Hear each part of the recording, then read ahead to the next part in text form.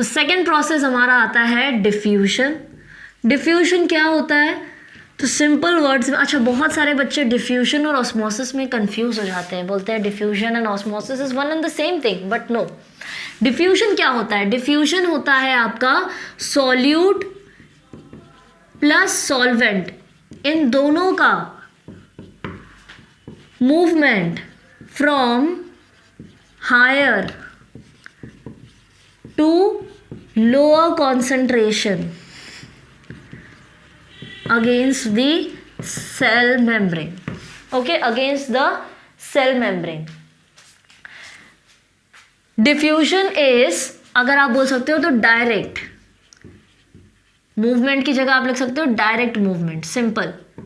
तो डिफ्यूजन क्या होता है? सॉल्यूट या सॉल्वेंट दोनों, डिफ्यूजन सॉल्यूट एंड सॉल्वेंट दोनों का direct movement from higher concentration to lower concentration. Okay, इसको और अच्छे से समझने के लिए आपकी बुक में एक एग्जांपल दिया गया। सपोज मेरे पास एक बीकर है, ठीक है, वो बीकर में मैंने इनिशियली सिर्फ पानी भरा है। क्या भरा है? सिर्फ वाटर।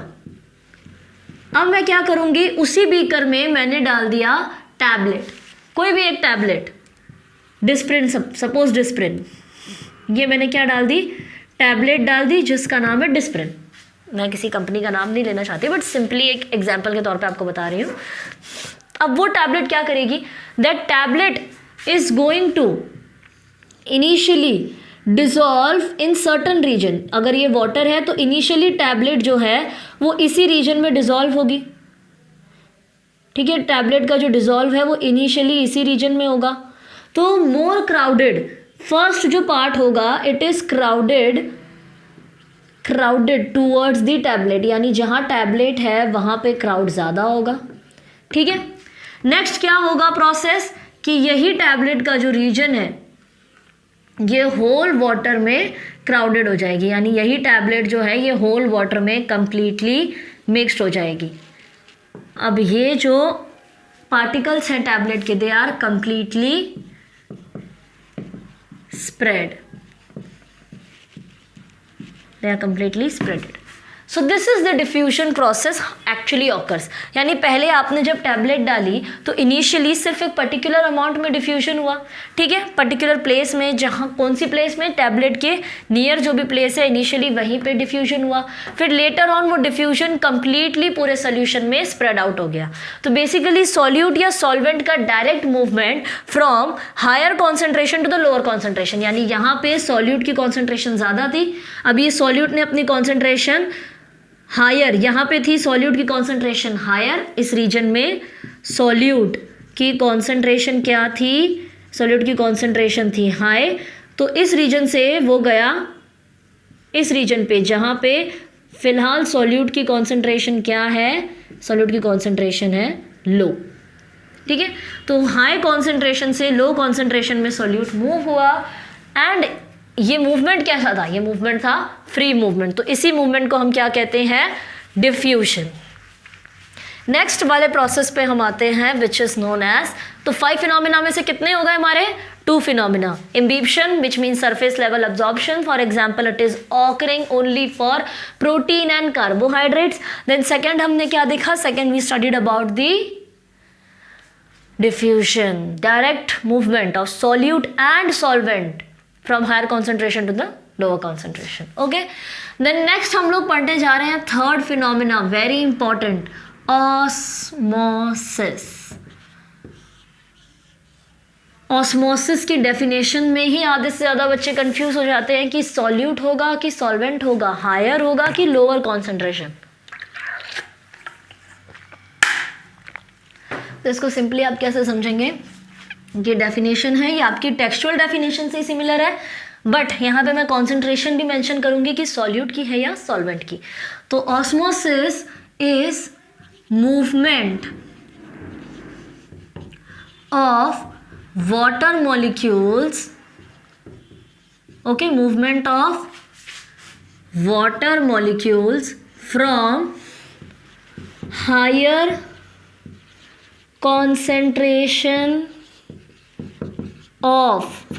concentration of solvent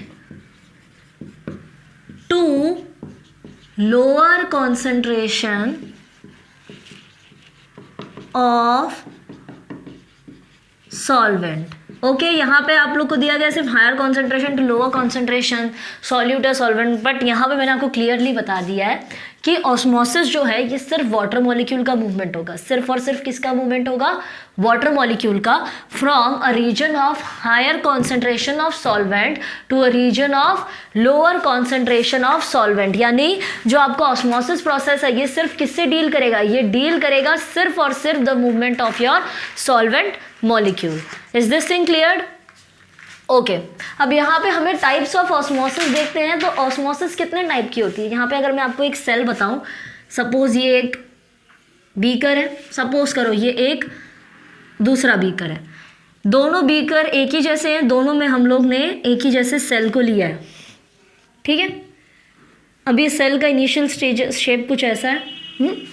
अब क्या होगा, ये सेल का वैक्यूल्स कंसीडर कर लो, ये उसके न्यूक्लियस है और उसके सारे ऑर्गेनल्स भी ड्रॉ कर लो, डजेंट मैटर। ओके, अब हम लोग ने क्या किया है, हम लोग ने बोला है कि एक जगह यहाँ पे वाटर बहुत ही ज़्यादा है, यहाँ पे वाटर बहुत ज़्यादा है और यहाँ पे वाटर बहुत कम है। यहाँ पे water is present in less amount and यहाँ पे your water is present in more amount. Is this thing clear? दो सॉल्यूशंस हमने लिए हैं, एक में वाटर लेस अमाउंट में है, एक में वाटर मोर अमाउंट में। ओके, अब यहाँ पे इस सेल में जो सॉल्यूट है वो ज़्यादा है और यहाँ पे जो सॉल्यूट है वो क्या है,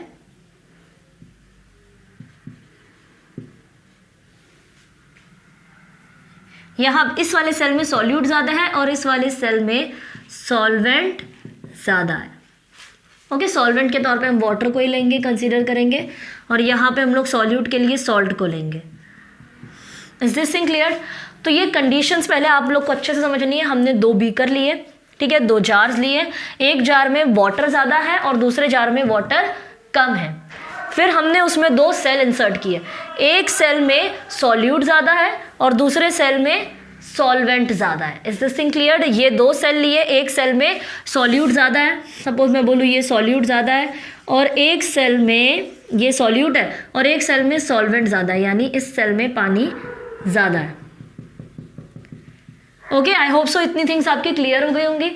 अब क्या होता है, ऑस्मोसिस की डेफिनेशन तो आप लोग ने पढ़ ली कि movement of water molecules from higher concentration of solvent to lower concentration of solvent. जहाँ पे सॉल्वेंट ज़्यादा होगा वहाँ से सॉल्वेंट कम कॉन्सेंट्रेशन में चला जाएगा। अब यहाँ पे अगर हम उस डेफिनेशन को अप्लाई करते हैं बीकर नंबर ए और बीकर नंबर बी में, पहले ए में अप्लाई करते हैं, तो ए में सॉल्वेंट कहाँ ज़्यादा है, ए में सॉल्वेंट कहाँ ज़्यादा है, सेल के अंदर या सेल के बाहर? तो ऑब्वियसली सेल के बाहर। Water is more outside the cell और inside solute is more.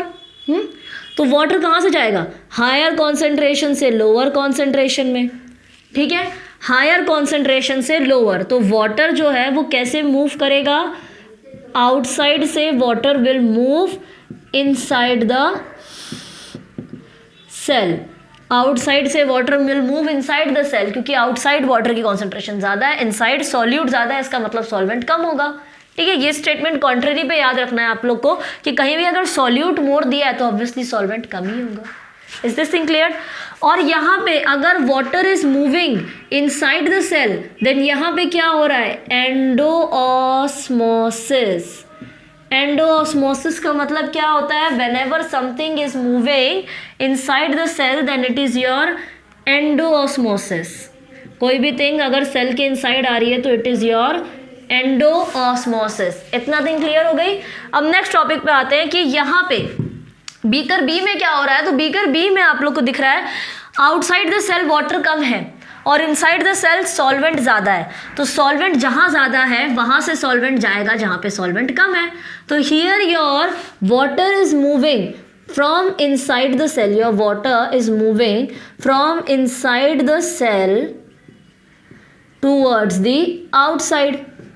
Okay, और यहाँ पे whenever the water or something is moving outside the cell, तो इसको हम क्या बोलते हैं, osmosis. So I hope so ये दो टर्म्स आपके क्लियर हो गए होंगे। ऑस्मोसिस क्लियर हो गया, movement of water molecules from higher concentration of solvent towards the lower concentration of solvent.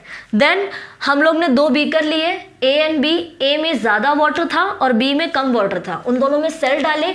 ए में ऐसा सेल डाला जिसमें सॉल्यूट ज़्यादा था और बी में ऐसा सेल डाला जिसमें सॉल्वेंट ज़्यादा था। अब ए के केस में क्या हुआ कि बाहर वाटर ज़्यादा है, अंदर कम है, तो water will move inside the cell, और जब वाटर सेल के इनसाइड मूव करता है it is endosmosis.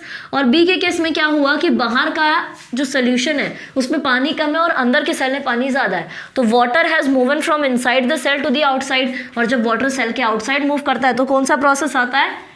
एक्सोऑस्मोसिस। I hope so इतनी थिंग्स आपकी क्लियर हो गई होंगी अबाउट दी एंडो एंड एक्सोऑस्मोसिस। अब इससे रिलेटेड आपकी बुक में एक एक्सपेरिमेंट दिया गया है